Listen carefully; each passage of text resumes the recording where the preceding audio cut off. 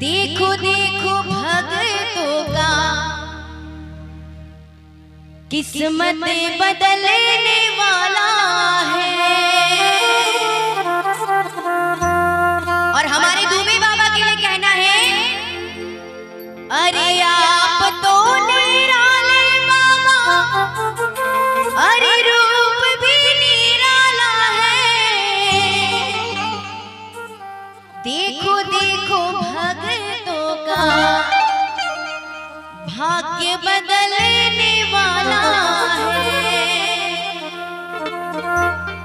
कि भक्ति के रस में नहाना होगा,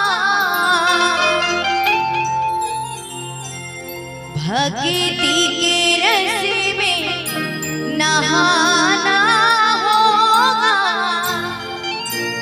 डम डम डमरू बजाना होगा। और आई कैसे? ए बंचू जी